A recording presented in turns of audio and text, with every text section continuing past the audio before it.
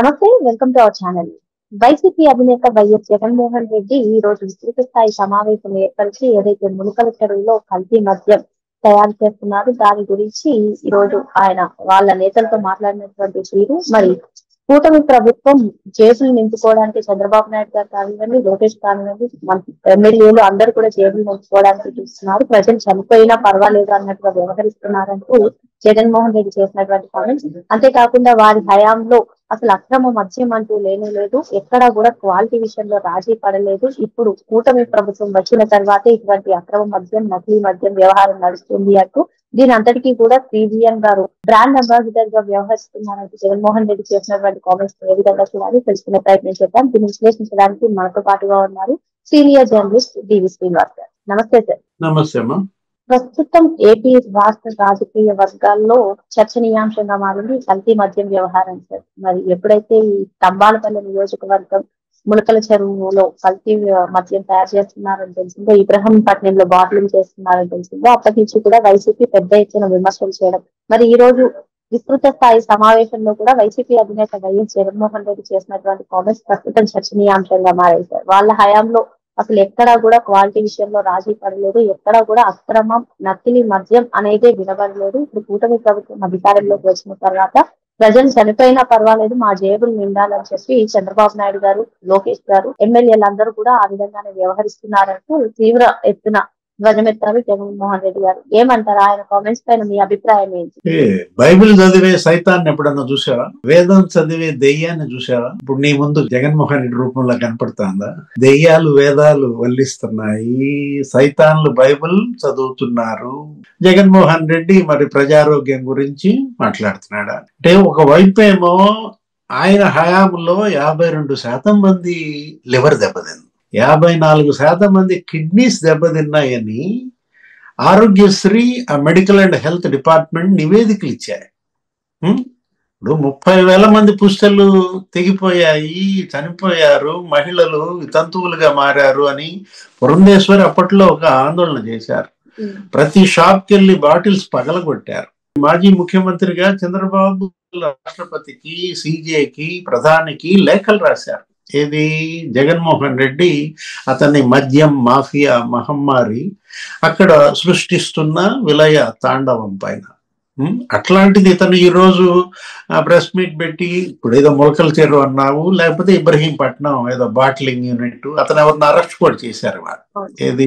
మొత్తం 12 మంది నిందితులు. దాంట్లో ఒకళ్ళిద్దరు విదేశాల్లో ఉన్నట్టున్నారు.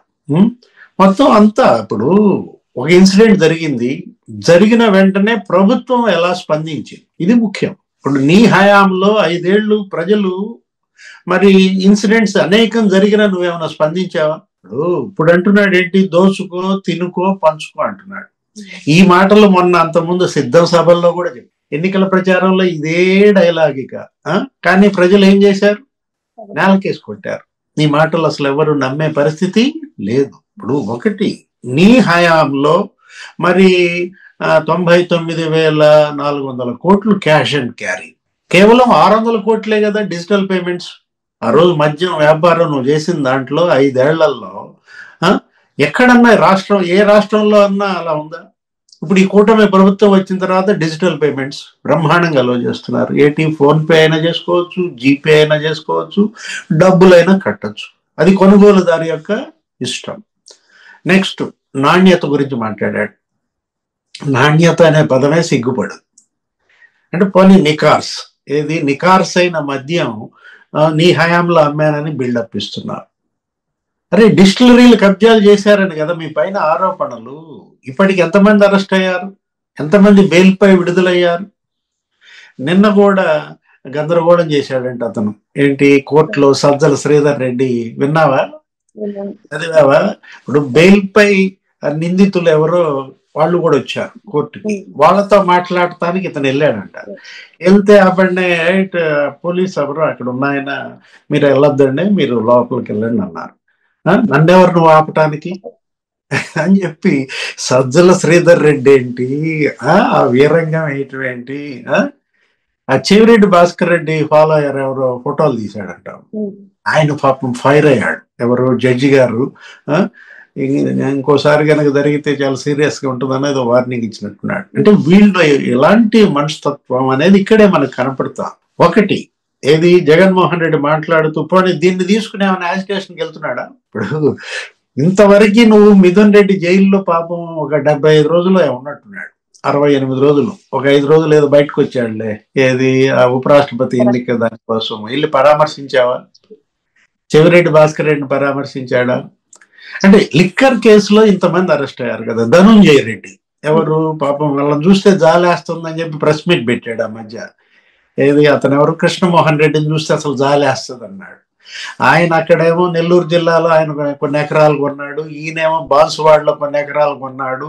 అసలు ఇద్దరు ఇప్పుడు ఏంటి మరదల పేరు మీద ధనుంజయ రెడ్డి కొన్నాడని మీడియాలో కథనాలు, కోడల పేరు మీద కొన్నాడు కృష్ణమోహన్ రెడ్డిని కథనాలు. వాళ్ళని చూస్తే నీకు జాలేస్తుందంటే మరి ఎందుకని వెళ్ళి నువ్వు ములాఖత్ పరామర్శించలేదు?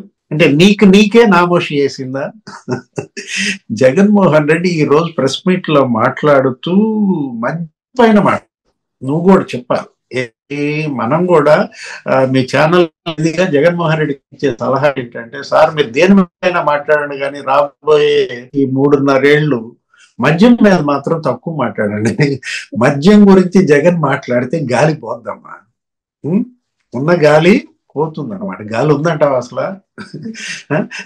గాలి పార్టీకి వాళ్ళ గాలి లేని పరిస్థితి ఎందుకు వచ్చింది అంటే ఫ్యాన్ వాళ్ళ గుర్తు ఫ్యాన్. అందుకని నేను గాలి పార్టీ అంటున్నా. మళ్ళీ నువ్వు నన్ను మళ్ళీ ఇంకో రకంగా అర్థం చేసుకోకూడదు. ఒకటి ఇవాళ దోషి ఎవరు? దోషి ములకల చెరువులో ఇన్సిడెంట్ జరిగింది కరెక్టే. ఏది అక్కడ నకిలీ మద్యం వాళ్ళు తయారు చేశారు, అదేదో ప్లాంట్ పెట్టారు. అసలు వాళ్ళకి ఆఫ్రికాకి లింకులు. అంటే ఏంటంటే వీళ్ళందరూ ఆఫ్రికాలో జగన్మోహన్ రెడ్డి గ్యాంగ్ కి గతంలో పనిచేశారా? వాళ్లే తెలుగుదేశం ఆశ్రయం పొందారా కొన్నాళ్ళ పాటు? ఆ పాత వృత్తినే కొనసాగించారా?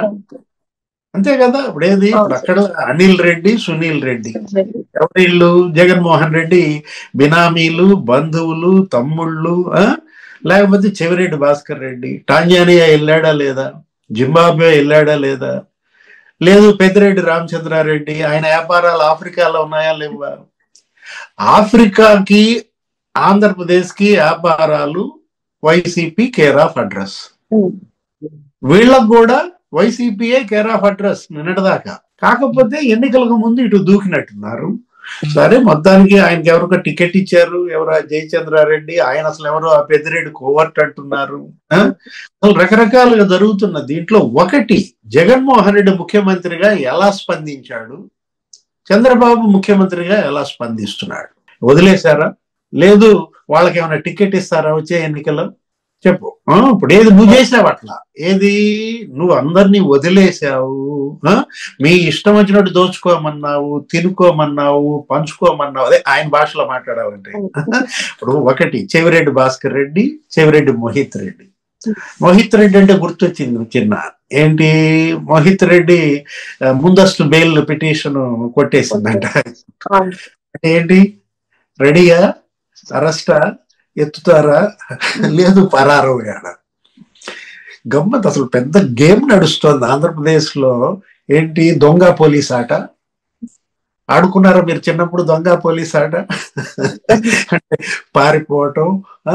ఈ విధంగా ఒకటి. చెవిరెడ్డి భాస్కర్ రెడ్డికి మరి నువ్వు మళ్ళా రేపు టికెట్ ఇస్తావుగా, మోహిత్ రెడ్డికి మళ్ళా రేపు కూడా నువ్వు టికెట్ ఇస్తావుగా. లేదు కాకాని గోవర్ధన్ రెడ్డి.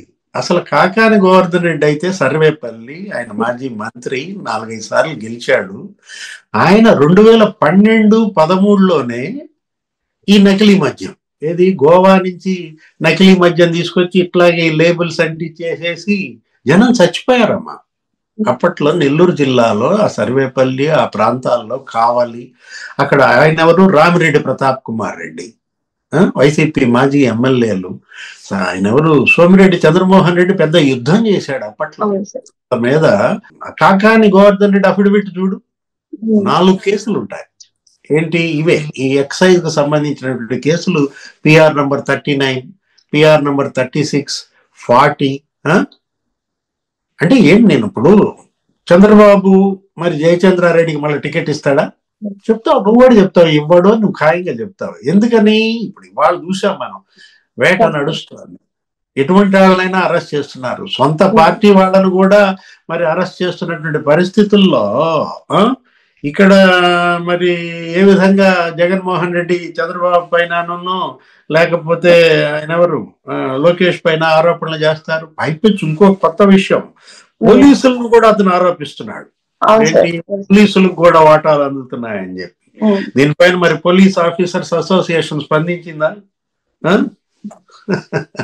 అంటే ఒకటి, జగన్మోహన్ రెడ్డి ఒక రకంగా క్రెడిబిలిటీ కోల్పోవటం కాదు, ఆయన ఇంకా అసలు రాజకీయాలకు అనర్హుడు, ఆయన ఇంకా అసలు ప్రజా ప్రతినిధిగా అనర్హుడు అనమాట. ఈ మాటలు ఇప్పుడు నువ్వు విస్తృత సమావేశంలో చేసిన మాటలు అక్కడికి వెళ్ళి మాట్లాడు అసెంబ్లీలో. అబ్బాయి అయ్యన్న పాత్రుడు గారు అసెంబ్లీకి రమ్మంటే రాడు, ఇప్పుడు అయ్యన్న పాత్రుడు గారు నియోజకవర్గానికి వెళ్తున్నాడంట.